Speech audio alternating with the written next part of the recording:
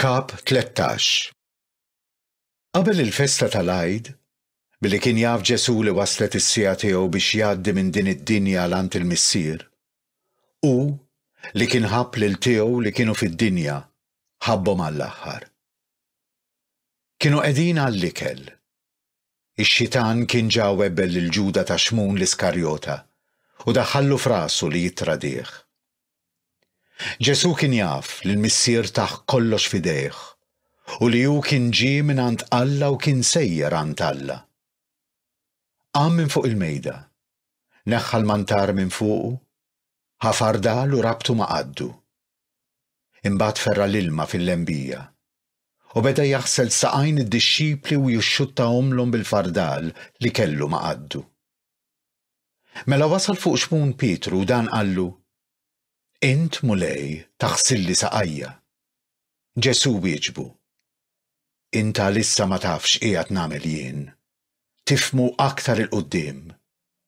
Qallu Pietru: Ma jkun qatt li int taħsilli saqajja. Wieġbu Ġesu: Jekk ma naħsillekx saqajk, ma jkollokx taqsam miegħi. Qallu Xmun Pietru: Mulej, mhux saqajja biss, imma jdejja u rasi wkoll.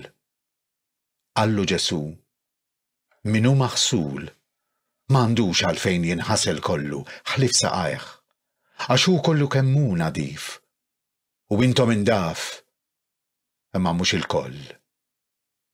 Għax hu kien jaf min kien sejjer jittradih, għalhekk qal m'intomx il-koll indaf.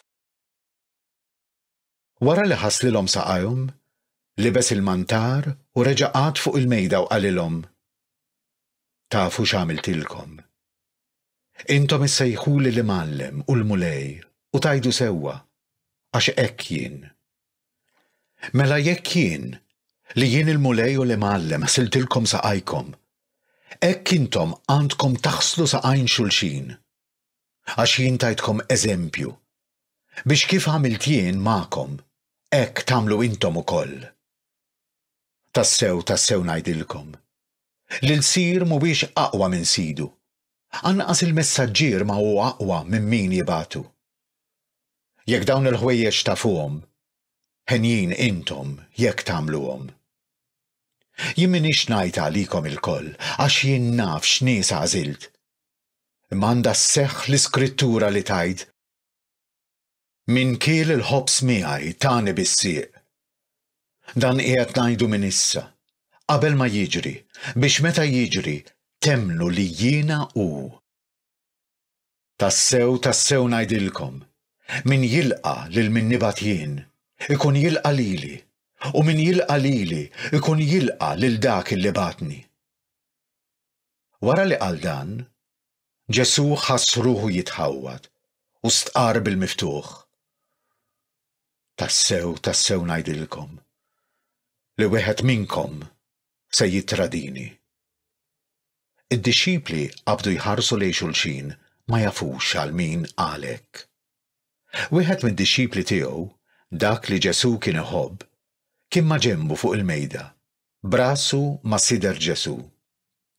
Xmun Pietru għamillu sinjal u staqsih: Għal min qiegħed jgħid? Dak kif kien mimdud hekk fuq sider Ġesu staqsih: Min hu mulej? Wieġbu Ġesu: Dak li għalih sembil din il-loqma ħobs fil-platt u nagħtijielu. Imbagħad bil biċċa ħobs u qabad u tal il-Ġuda ta' Xmun l-Iskarjota. Ġuda ħal biċċa ħobs u daħal fih ix-xitan. Qallu Ġesu: Dak li se tagħmel, għamlu u ddumx.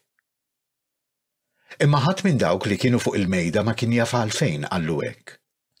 Billi Ġuda kien il-kaxxier, xi wħud stħajlu lil Ġesu jgħidlu mur ixtri dak li neħtieġu għall-festa, jew biex imur jagħti xi ħaġa lill-foqra.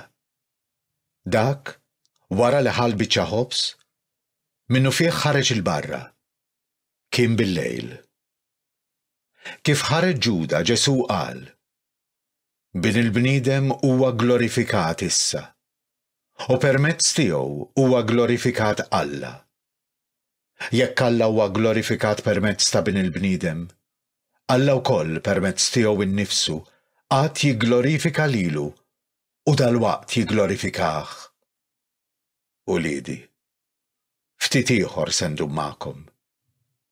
Intom tfittxuni, u bħalma għedt lil-Lut, hekk ukoll ngħidu issa lilkom, fejn sejjer jien, intom ma tistgħux tiġu.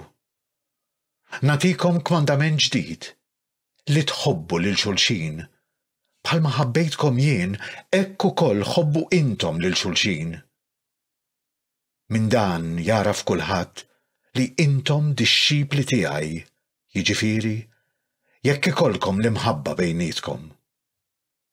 Qallu x'mun Pietru, fejn sejjer mulej?